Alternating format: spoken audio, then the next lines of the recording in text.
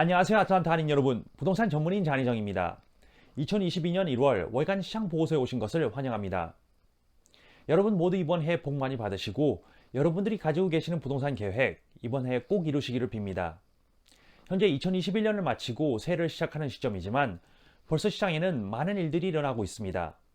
모기지 이자율, 인플레이션, 연방정부의 다음 계획, 그리고 새로운 코로나 변이 등 이 모든 것이 앞으로 주택시장에 어떤 영향을 미칠지 많은 추측들이 있지만 한 가지 확실한 것은 올해 주택시장에서 제일 중요한 요점은 매물입니다.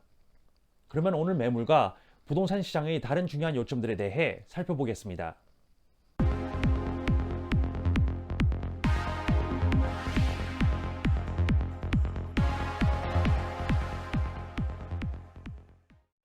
최근 주택시장에서 몇 가지 기록적인 사건들이 있었습니다. 그중 두 가지는 기록적으로 낮은 매물과 기록적으로 낮은 이자율이지만 거기에 비해 사람들이 많이 이야기하지 않는 한 가지는 기록적으로 높은 에quity 이익과 또 거기에 따른 축적입니다. 여기 콜라직에서 제일 최근 입수한 3분기 주택 소유자 에quity 보고서를 보시면 작년 3분기 기존 모기지가 있는 주택 소유자들의 평균 에quity 이득이 57,000불로 31.3% 인상했습니다. 이것은 엄청난 양의 에quity 이득이며 이 숫자는 현재 계속해서 인상하고 있습니다.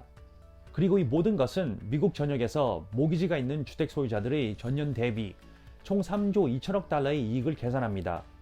또 콜라직은 2021년 여름에 주택 가격 인상이 45년 만에 최고 수준에 도달하여 에quity 이익이 또 다른 최고치를 기록했다고 밝혔습니다. 그리고 전국적으로 보시면 3분기 전년 대비 전국 평균 에quity 이익은 56,700불이며 가장 많은 이익을 얻은 주는 서부의 캘리포니아로 평균 11만 9천불의 이익을 창출했습니다. 그리고 우리 조지아주는 평균 5만 불로 전국 평균보다 약간 낮습니다. 자, 에quity 이득은 이러하지만 그러면 현재 소유하고 있는 에quity는 어떨까요? 여기에 대해 First American의 수석 경제학자 오데라 쿠시는 이렇게 언급했습니다. 미국의 주택 소유자들은 36조 8천억 달러의 구매자가 거주하는 부동산을 소유하고 있고 그중 11조 5천억 달러는 남은 모기지, 그리고 나머지 25조 달러는 에quity로 소유하고 있습니다. 인플레이션 조정된 조건에서 주택 소유자는 2021년 3분기에 평균 29만 4천 불의 에quity를 보유했는데 이것은 역대 최고치입니다. 이것은 엄청난 숫자입니다. 물론 이 평균은 지역마다 차이가 있지만 현재 평균 29만 4천 불의 에quity를 보유한 미국의 주택 소유자들에게는 더 많은 기회와 선택의 자유가 제공되고 있습니다. 우리가 2020년에 팬데믹이 시작되고 경기 침체를 직면하게 되었을 때 우리가 현재 소유하고 있는 에quity가 우리를 2008년 주택 위기 때보다 훨씬 더 잘 헤쳐나갈 수 있게 해줄 것이라고 제가 언급했었습니다. 그리고 실제로 에quity가 그런 역할을 해주었습니다. 그리고 여기에 대해 콜라직의 회장이자 CEO인 프랭크 마테오는 이렇게 언급했습니다. 에quity 이익은 주택 소유자들을 모기지유에서 보다 원활하게 전환하고 부실 판매를 피하는 데 도움이 되었을 뿐만 아니라 많은 사람들이 계속해서 부를 쌓을 수 있도록 했습니다. 그리고 현재 모기지유에 대해 잠시 짚고 넘어가겠습니다. 이것은 블랙나이트가 가장 최근에 발표한 정보입니다. 이 그래프를 보시면 지난달 12월에 모기지유 프로그램에 머물고 있는 숫자가 마침내 100만 건 아래로 떨어졌습니다. 이 89만 개의 모기지는 현재 모든 모기지의 약 1.6%를 나타내고 있고 앞으로 더 떨어질 전망입니다. 그리고 현재 유예를 벗어나고 있는 사람들의 5명 중 4명은 지불 시정을 하든지 하여 모기지를 계속 이행하기로 하였습니다. 자, 그럼 이제 매물에 대해 이야기해 보겠습니다. 매물은 올해 주택시장이 어떻게 될지 알 수 있는 중요한 지표가 될 것입니다. 그리고 여기에 대해 Calculated Risk의 설립자 베어 맥브라이드는 이렇게 말했습니다. 모기지 금리 인상으로 주택시장이 둔화될 수도 있고 최근 인플레이션 상승으로 인해 연준이 예상보다 더 빨리 금리를 올릴 수도 있습니다.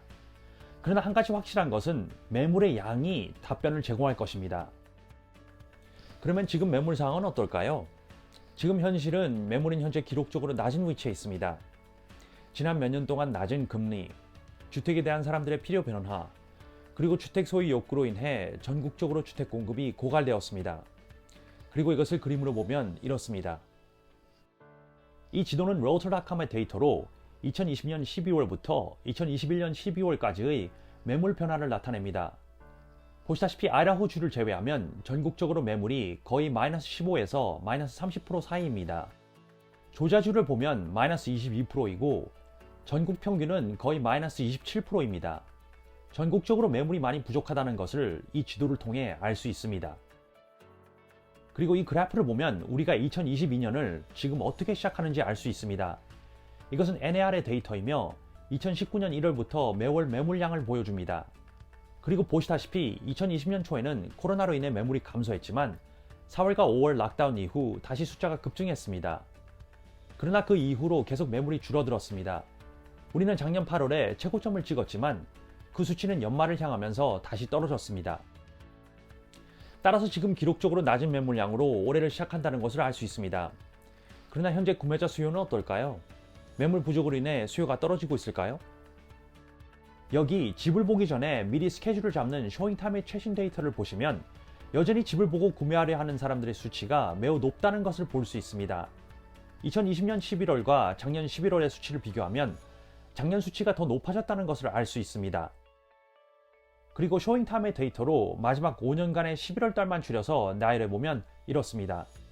이 그래프를 통해 현재 구매자 수요가 팬데믹 이전 수치를 앞다고 있다는 것을 알 수 있습니다. 마지막 정상적인 시장이라고 불리는 2017년, 18년, 19년을 2021년과 비교하면 줄어든 매물이 구매자 수요를 전혀 저해하지 않는다는 것을 알 수 있습니다. 그리고 여기에 대해 쇼잉타임의 부사장 마이클 레이는 이렇게 언급했습니다. 전통적으로 크리스마스 시즌에는 집을 보는 것이 지연되지만 데이터를 통해 알 수 있는 것은 구매자 수요가 여전히 강력하다는 것을 보여줍니다. 모든 지역이 전년 대비 증가세를 보였다는 것은 구매자가 주저하지 않고 있음을 나타냅니다. 이는 사람들이 집을 계속 찾고자 하는 욕구를 나타내고 있는 것입니다. 이것으로 이번에 초반에 얼마나 구매 경쟁이 치열할지 알 수 있습니다. 물론 많은 전문가들은 올해 더 많은 매물이 들어올 것으로 예상하고 있지만 주택 가격과 금리가 모두 상승하고 있다는 사실을 구매자들은 인지하고 있기 때문에 기다리려고 하지 않을 것입니다. 그러면 마지막으로 이번에 금리와 주택 가격에 대해 잠시 살펴보겠습니다.